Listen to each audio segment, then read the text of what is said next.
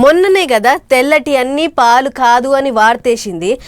గా ముచ్చటిట్లా చెప్పినమో లేదో ఏపీలా కల్తీ పాలు అనే పుకార్లేసి ఇప్పుడు పూటై తిరుగుతుంది. తిరుగుడే కాదు, ఏపీలో ఇప్పుడు పెద్ద రచన అవుతుంది పాల ముచ్చట మీద. మరి గా పాలు నిజంగానే కల్తీ అయినాయా లేకుంటే ఇంకేమన్నా కారణమా అనేది అట్లా వేర్చుకునేద్దాం పర్రే.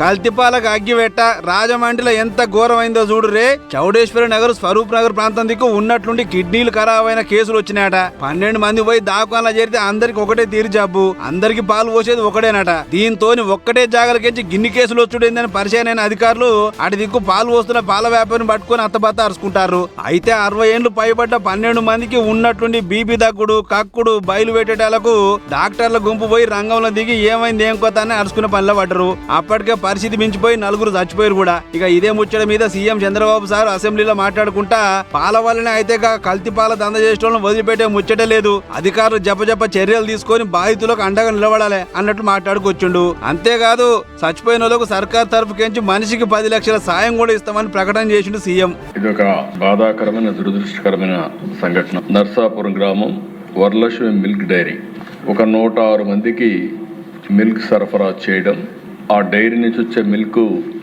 దీనికి కారణమని ప్రాథమికంగా నిర్ధారించారు.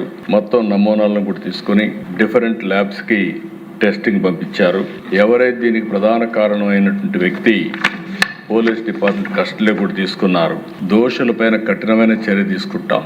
ఎవరైతే చనిపోయారో ఒక 10 లక్షల రూపాయల చొప్పున ఆర్థిక సహాయం చేస్తూ ఆ చనిపోయిన వాళ్ళకి ఆత్మశాంతి కలిగారు భగవంతుని ప్రార్థిస్తూ సెలవు తీసుకున్నారు. అది సంగతి. ఇక ఇదే ముచ్చట మీద జిల్లా ఎస్పీ ఇంకా కలెక్టర్లు మీటింగ్ పెట్టి ఎవలేం బుగులు పడకుర్రి, 106 కుటుంబాలకు పాలు పోసేటోని పట్టుకొని అన్ని వివరాలు రాబడుతున్నాం, పరిస్థితిని కంట్రోల్ తెచ్చేందుకు డాక్టర్ల గుంపు బానే తనలాడుతుందని చెప్పుకొచ్చారు. ఇప్పటి వరకు 73 శాంపిల్స్ తీసుకొని హైదరాబాద్ పంపినాం. 2-3 వద్దులలో అసలు కారణం ఏందనేది తెలుస్తుందని చెప్పుకొస్తారు.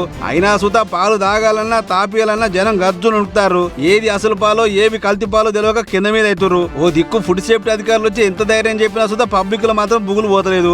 మొత్తానికి పాలల్లో యూరియా ఇంకా అవోటి ఇవోటి అడ్డమైన ఇస మందులు కలిపి ఎక్కువ పాలు చేసి అమ్మిర్రు. అది తాగపట్టుకునే గింతాగమైంది అనేది సర్కార్ వాళ్ళు అంటున్న మాట. మరి ఈ దందా ఇంకెన్ని దిక్కులో చేస్తుర్రో ఇంకెన్ని పానాలు తీస్తుర్రో తెలియదు గాని సర్కారు వాళ్ళు దబ్బినగా కల్తీగాల దుకాణం బంద్ చేయాలి అని ఒక్క తీరుగా అడగబట్టిరు ఈ ముచ్చట చూసిన జనాలు.